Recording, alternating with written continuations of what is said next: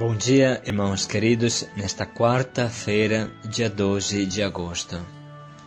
Bom dia, irmãos e irmãs. Hoje meditaremos o Evangelho de São Mateus, capítulo 18, versículos de 15 a 20.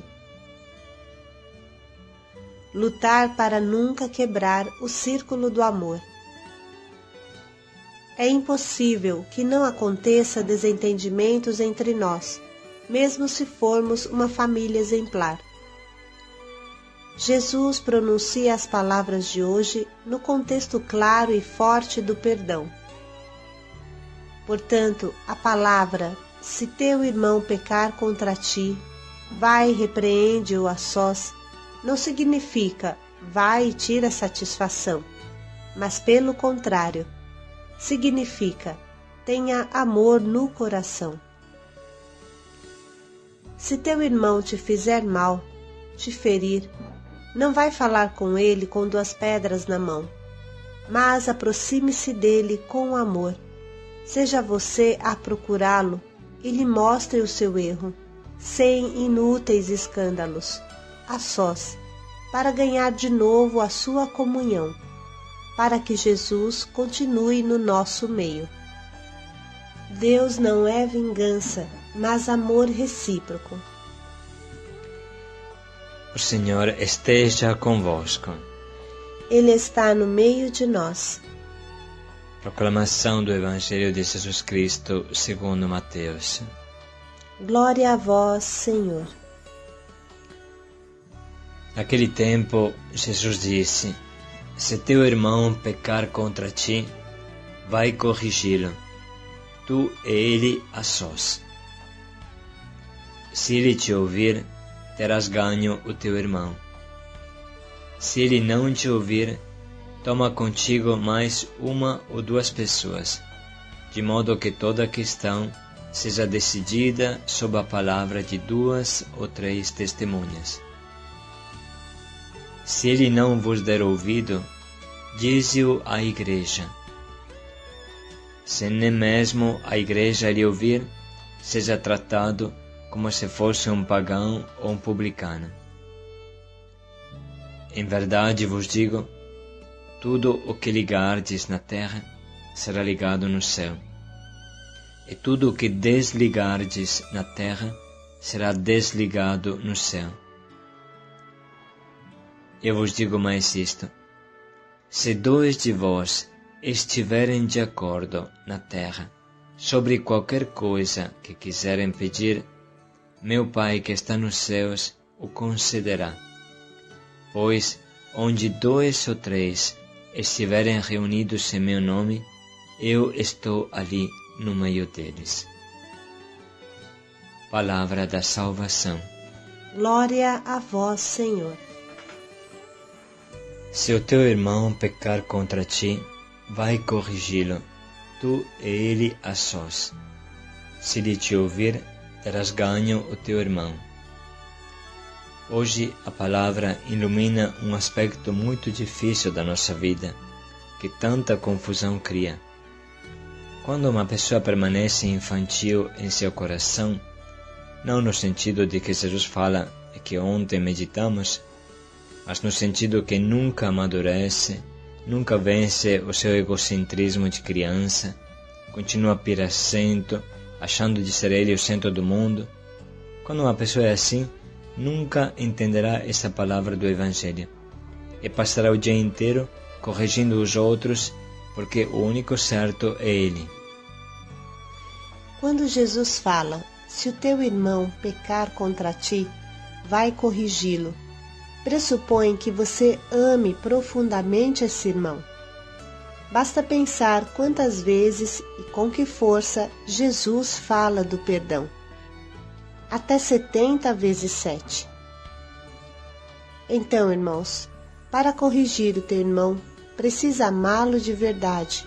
Amá-lo como amamos a nós mesmos. Amá-lo como um pai ama um filho e o corrige. Amá-lo como Jesus o ama. Senão, é melhor não fazer correção nenhuma, porque mais que uma correção, seria uma facada. Quem não ama, é melhor que também não corrija. A segunda coisa é manter uma grande humildade na correção. Quem pensa em seu coração que só ele está certo e que são sempre os outros que estão errados, quem nunca reconhece suas falhas, então é melhor que não corrija ninguém, porque ainda não aprendeu a corrigir a si mesmo, e quando fala, faz desastres. Terceira coisa importantíssima, um cristão tem obrigação, em virtude do amor, a pensar sempre bem do irmão, se não tiver sérios e comprovados motivos para pensar mal. Quem duvida do irmão sem fundamento sério, peca gravemente de juízo temerário e sai do amor. Esse tal de ficar desconfiado, ficar com o pé atrás, não tem nada de cristão, e você tem o dever de pensar bem do irmão se não tiver comprovados motivos para pensar o contrário. Só assim estaremos aptos a corrigir os outros por amor. Não se trata de procurar o irmão para tirar satisfação, chegar a ele com 2 pedras nas mãos. Desse jeito não se corrige ninguém. Nunca podemos nos esquecer que a finalidade da correção é: se 2 de vós estiverem de acordo na terra sobre qualquer coisa que quiserem pedir, meu Pai que está nos céus o concederá. Pois onde 2 ou 3 estiverem reunidos em meu nome, eu estou ali, no meio deles. Irmãos, a primeira finalidade da correção é manter o círculo do amor, esse círculo que nos une. Manter a presença de Jesus no meio de nós. Jesus que é o caminho, a verdade e a vida. A primeira finalidade da correção é o acordo recíproco, para que Deus viva no meio de nós. Por isso, a primeira correção deve ser feita humildemente e de forma privada, a sós, porque não cria humilhação. Deve ser algo entre irmãos. Sempre aconselhamos que antes da correção rezemos pelo menos 1 hora, para pedir a Jesus se é justo o que pensamos, para verificar bem se estamos amando o irmão ou se queremos soltar os cachorros contra ele, ou pior, se estamos projetando sobre ele um defeito que é nosso. Depois é bom orar 1 outra hora, apresentando a Deus este nosso irmão. Feito isso, se ainda me parece que precisa esclarecer algo, então posso me aproximar do irmão e com simplicidade perguntar: meu irmão, por que você fez isso? Pode me explicar? Porque eu não entendo o que você disse, o que você fez. Da mesma forma que Maria, a mãe de Jesus, falou com Jesus quando o encontrou entre os doutores do templo: meu filho, por que você nos fez isso? Teu pai e eu, angustiados, estávamos te procurando. Perguntar ao irmão, não julgar o irmão. Enquanto converso com ele, não devo pensar que ele é um burro, ou pior, um diabo, e eu sou um santo, mas que de repente foi um equívoco, foi sem querer o que ele fez, ou talvez ele tem motivações que eu não sei e que nem imagino. Teremos a surpresa que muitas coisas vão se ajeitar com facilidade entre nós. Às vezes não é mau, antes de corrigir alguém, se confrontar com outro irmão que está fora da questão, para ter um parecer mais neutral e desinteressado, mais objetivo. Depois, Jesus diz: se ele não te ouvir, toma contigo mais 1 ou 2 pessoas, de modo que toda a questão seja decidida sob a palavra de 2 ou 3 testemunhas. Isso era um costume da tradição judaica, um costume sábio, porque Deus habita no meio de quem está reunido no seu nome, e o seu nome é verdade. Portanto, irmãos, com amor, precisa alertar o irmão do seu mau caminho, alertar do perigo que ele está correndo e está fazendo correr o grupo inteiro. Enfim, a resolução mais dolorida: se ele não vos der ouvido, dize-o à igreja. Se nem mesmo a igreja ele ouvir, seja tratado como se fosse um pagão ou um publicano. Isto é, não pode ficar dentro da cesta uma maçã podre, porque faria apodrecer todas as outras. Mas isso não impede ninguém de continuar a oração por este irmão. Bom, isso é um importantíssimo ensinamento de Jesus para viver como irmãos, como é importante para os nossos grupos de evangelização, para as nossas casas de acolhida, para as nossas fraternidades. Vale a pena, irmãos, verificar se somos aptos a isso, de verdade. Vamos nos perguntar, vamos verificar a nossa humildade. Vamos nos perguntar: eu sou capaz de reconhecer meus erros antes de corrigir os outros? Ou eu me justifico de todas as formas, ou pior, culpo os outros? Faça um teste. Se eu tivesse que falar quais erros cometi nesta semana que passou, será que eu consigo? Será que tenho consciência? Eu sou capaz de reconhecer meus erros, ou me justifico de todas as formas, ou pior, culpo os outros? Tente pensar nas falhas que você cometeu nesta semana.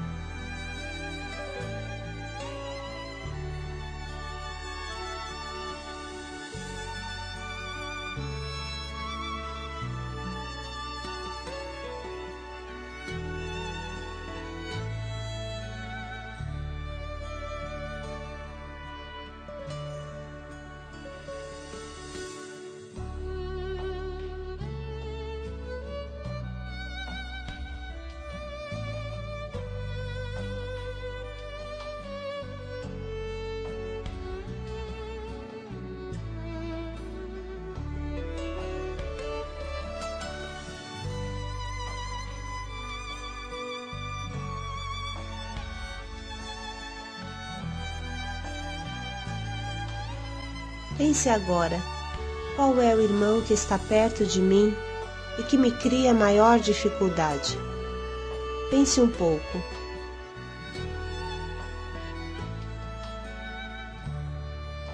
Agora se pergunte, quanto eu rezei por ele nesse mês que passou?